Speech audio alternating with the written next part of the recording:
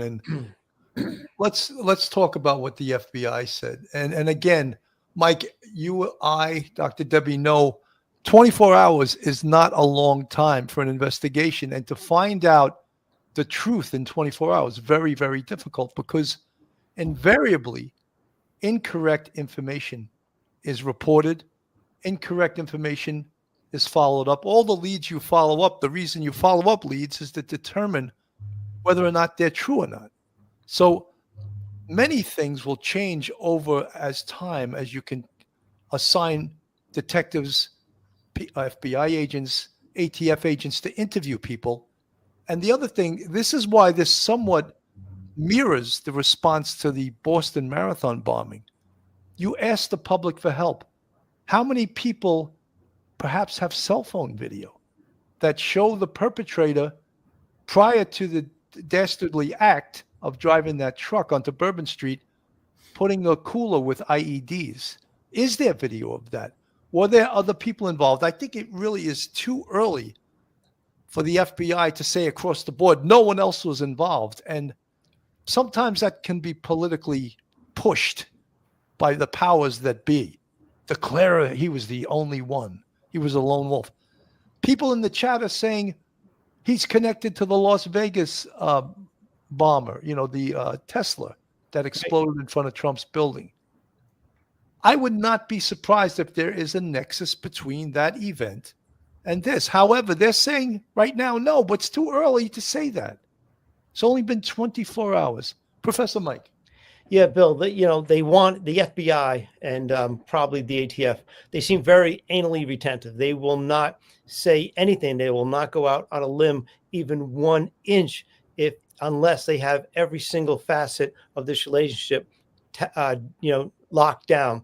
We know that that these are probably, this is not a coincidence that you have an attack 3 a.m. on January 1st and you have an attack 8 a.m. like on January 2nd. And so therefore, to say that there's no connection, he should have said there's no connection that we can actually nail down right now. However, we're still working on it, and then talk about this coincidence that is not just a coincidence. That is probably coordinated, but they don't want to do that. And that's sad because it really does not give the public a lot of confidence in what they're doing, because the public is like, hey, I see a connection. I mean, it's pretty, as plain as the nose on your face. How come you don't see it? They don't want to admit it until they have everything nailed down to the nth degree. We do know the person's name in the Las Vegas Cybertruck bombing. He's dead now. We know that there is some connection with Jabbar.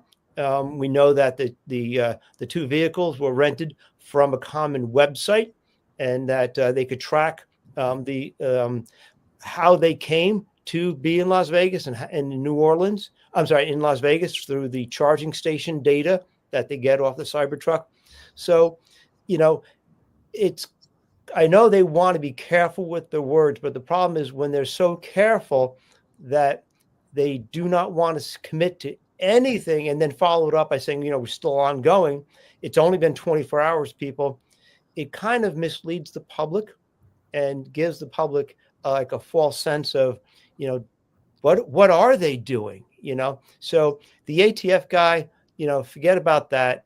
The mayor, forget about her. This is all politics stuff. The FBI guy, he tried his best, but it's way too early in the investigation to, for people to make up their mind. 24 hours from now, we might have another attack. We might have a lot more information. It's difficult for people to be patient because, remember the Koberger case. After 1 month, they're saying it's a cold case. These things take time, and they've developed a lot of information in 24 hours, but people have to realize, what law enforcement agency you're dealing with. You're dealing with the FBI. It's much different than dealing with the NYPD. Patience right now is needed more than anything else. They're working quickly, but the reporters and the public need patience. From the chat, Sunset Gazing, both military, and of course he's comparing the New Orleans Shamsuddin Jabbar with the person who exploded the Cybertruck in Las Vegas. Both have ties to Fort Bragg. Both rented from using the Turo app, and that's only on the surface. Sunset gazing, we're preaching to the choir. And again, we said it's too early to clean that slate and say there's no connection whatsoever. Folks, this is Police Off the Cuff Real Crime Stories. If you like real crime, true crime, from a police perspective, in the right place. And if you're not subscribed, hit that red subscribe button on the screen. Give us a thumbs up, ring that bell, share us with your friends and your family. And if you want to contribute to us financially, we have a Patreon with 4 different levels. And we also have a YouTube channel membership with 5 different levels. And you can join the Police Off the Cuff family if you like true crime from a police perspective. Dr. Debbie, I mean,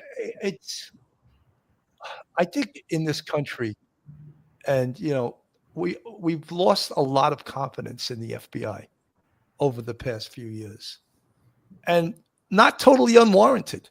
It was always said when we were on the NYPD that the NYPD and the FBI didn't play well in the sandbox together, and I think there's still some truth to that, because I think the organization that heralds itself as the greatest law enforcement agency in the world may have been compromised by vis-a-vis politics, too much politics. And politicians don't belong running a law enforcement agency. Law enforcement does. Your comments, Dr. Debbie. Right.